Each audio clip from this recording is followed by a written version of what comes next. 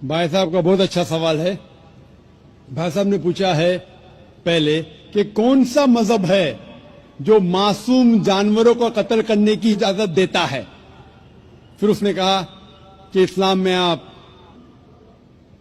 जानवर का कत्ल करते हैं, आप नॉनवेज खाते हैं, हिंदू धर्म में इसकी मुमानियत है। आपका सवाल है कौन सा मजहब। पहले मैं इस्लाम का जिक्र करूंगा, बाद में इंशाअल्लाह दिगर मजहब का भी जिक्र करूंगा। जहां तक के इस्लाम का सवाल है, एक मुसलमान बहुत अच्छा मुसलमान रह सकता है प्योर वेजिटेरियन बनके भी।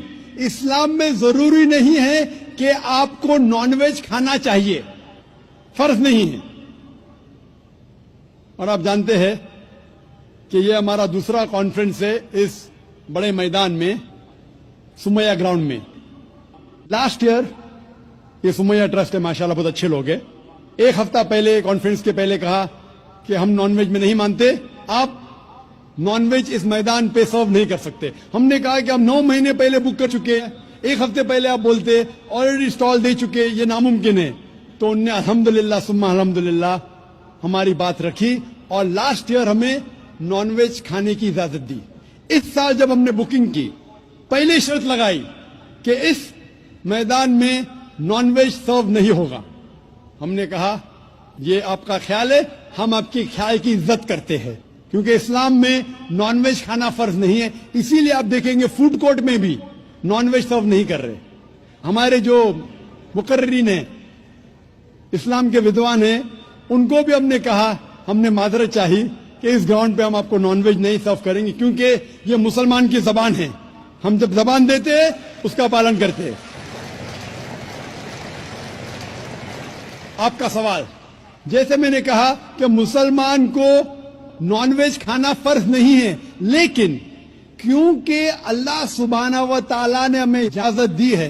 कुरान मजीद में लिखा है सूरह माइदा सूरा नंबर 5 आयत नंबर 1 में कि वो जानवर जो आपके लिए हलाल है, 4 पांव के, जो आपके लिए हलाल है उसको आप खा सकते हैं। लिखा है सूरह नहल में सूरा नंबर 16 आयत नंबर 5 में भी कि वो जानवर जो आपके लिए हलाल है उसका गोश्त आप खा सकते हैं। ये लिखा है सूरह मोमिनून में सूरा नंबर 23 आयत नंबर 18 में भी। कई जगह लिखा है कि आप हलाल जानवर का गोश्त खा सकते हैं। जब कुरान मजीद में हमारे खालिक, हमारा रब, हमारा अल्लाह सुब्हानहू व तआला परमिशन देता है तो हम क्यों ना खाएं। आज की साइंस ये कहती है कि वेजिटेबल्स में टोटल प्रोटीन नहीं है। हमारा जो जिस्म है, इंसानी जिस्म, इसके अंदर 8 अमाइनो एसिड्स नहीं बनते। 8 अमाइनो एसिड्स बाहर के फूड, बाहर के खाने में आना जरूरी है। कोई भी वेजिटेबल दुनिया में नहीं है जिसमें सारे 8 अमाइनो एसिड मौजूद है। लेकिन नॉनवेज फूड में अल्हम्दुलिल्लाह सुम्मा अल्हम्दुलिल्लाह कई नॉनवेज फूड में सारे अमाइनो एसिड जो जिस्म नहीं पैदा करता है, इसे कहते हैं इसेंशियल अमाइनो एसिड मौजूद है। इसे कहते हैं टोटल प्रोटीन। आज की साइंस ये कहती है कि non veg food is nutritious, it is full of protein. और हम जब तहकीक करते हैं तो हमें पता चलता है कि जब हम हर्बीवोरस एनिमल को देखते हैं, गाय, भेड़, बकरी, ये सिर्फ वेजिटेबल्स खाते हैं, सिर्फ घास फूस खाते हैं। जब इनकी दांत को हम देखते हैं, इनके दांत दे आर फ्लैट टीथ, इनके चपटे दांत है। ये सिर्फ भाजी खा सकते, गोश्त खा ही नहीं सकते। जब हम मांसाहारी जानवर को देखते हैं, शेर, शेर बब्बर, चीता, हम देखते हैं इनके दांत को जब देखते हैं, इनके दांत नोकीले है, कैनाइन टीथ। ये सिर्फ गोश्त खा सकते, भाजी पाला नहीं खा सकते। लेकिन जब हम इंसान के दांत, आप अगर जाएंगे मिरर में देखेंगे, आईने में अपने दांत, मैं देखूंगा अपने दांत, तो पता लगता है कि खुदा ने हमें चपटे दांत दिए, फ्लैट टीथ, उसके साथ साथ नोकीली दांत दिए, herbivorous teeth and carnivorous teeth. अगर खुदा, अगर ईश्वर चाहता था कि सिर्फ मैं भाजी पाला खाऊं तो ये नोकीली दांत क्यों दिए? गोश्त खाने के लिए। आज की साइंस कहती है डाइजेस्टिव सिस्टम जो है, जो शाकाहारी जानवर के डाइजेस्टिव सिस्टम है, वो सिर्फ वेजिटेबल डाइजेस्ट कर सकते हैं, भाजी पाला, गोश्त को डाइजेस्ट नहीं कर सकते। लेकिन जो कार्निवोरस एनिमल्स है, कार्निवोरस जानवर है, लायन, टाइगर, लेपर्ड, वो सिर्फ गोश्त को डाइजेस्ट कर सकते, भाजी पाला डाइजेस्ट नहीं कर सकते। इंसान का डाइजेस्टिव सिस्टम है, इसमें स्मॉल इंटेस्टाइन है, इसमें लार्ज इंटेस्टाइन है। ये भाजी पाला भी डाइजेस्ट कर सकती है, गोश्त भी डाइजेस्ट कर सकती है। अगर खुदा चाहते थे कि सिर्फ हम भाजी पाला खाए तो नॉनवेज फ्लेश डाइजेस्ट करने का डाइजेस्टिव सिस्टम क्यों दिया? क्योंकि हम फ्लेश खा सके, गोश्त खा सके।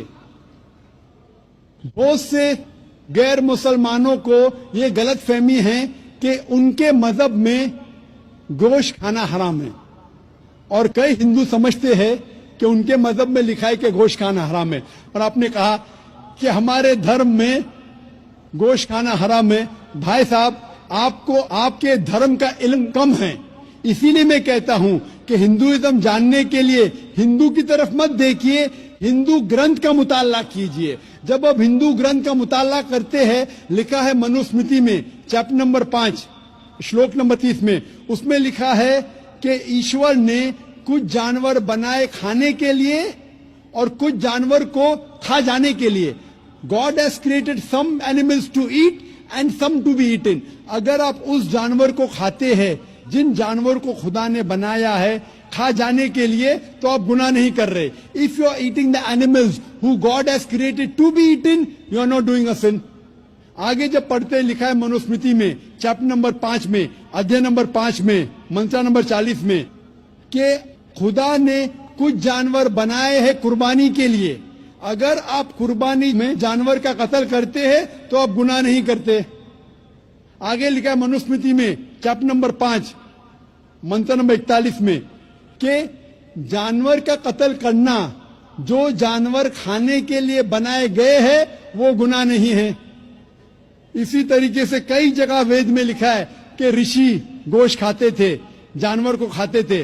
वक्त नहीं है डिटेल में बात करने का, लेकिन अगर आप महाभारत पढ़ेंगे अनुशासन पर्व चैप्टर नंबर 88, इसके अंदर युधिष्ठिर जो पांडव का एक भाई था, वो पूछता है भीष्म से कि हम यज्ञ में, पूजा में क्या खाना दे भगवान को, ईश्वर को, ताकि हमारे पुरखों को संतुष्ट मिले। तो भीष्मा कहता है युधिष्ठिर से कि आप यज्ञ में अगर भाजी पाला देंगे तो हमारे बाप दादा 1 महीने के लिए खुश रहेंगे।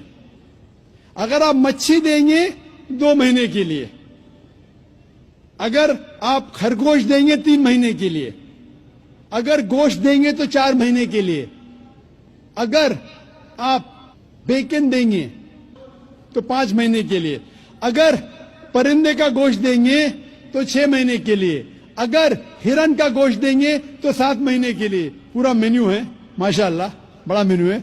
उसके आगे लिखा है अगर आप गाय देंगे तो पूरे 1 साल के लिए हमारे बाप दादा संतुष्ट रहेंगे, और अगर गेंडा राइनोसरस देंगे तो 20 साल के लिए हमारे बाप दादा खुश रहेंगे।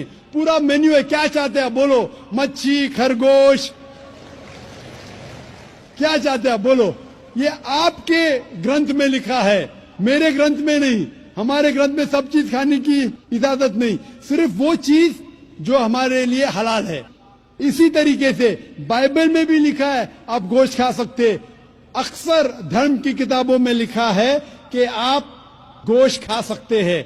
आप मेरा अगर एक डिबेट देखेंगे जिसका मौजू था is eating non vegetarian food permitted और prohibited for a human being, क्या इंसान के लिए गोश्त खाना हलाल है या हराम है? और मैंने डिबेट किया था एक जैन के साथ जिसका नाम था रश्मिबाई झवेरी।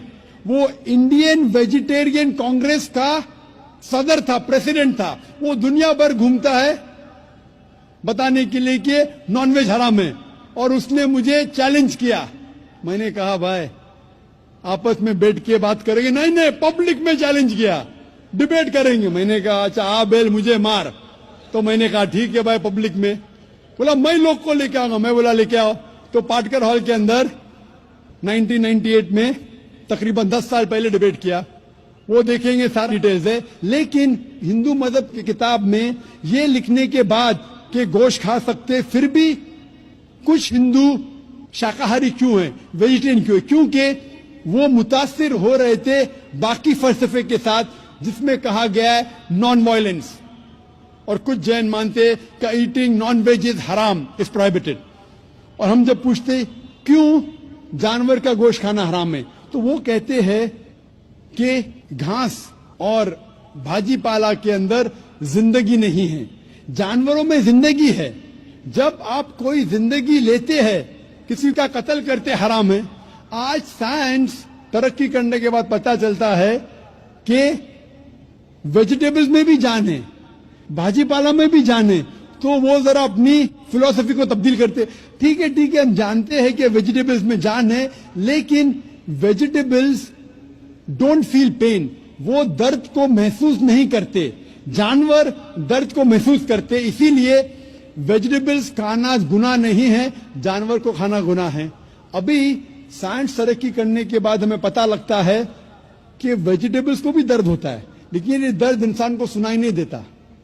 वेजिटेबल्स भी अफसोस करते हैं, वेजिटेबल्स भी रोते हैं, लेकिन हमें सुनाई नहीं देता।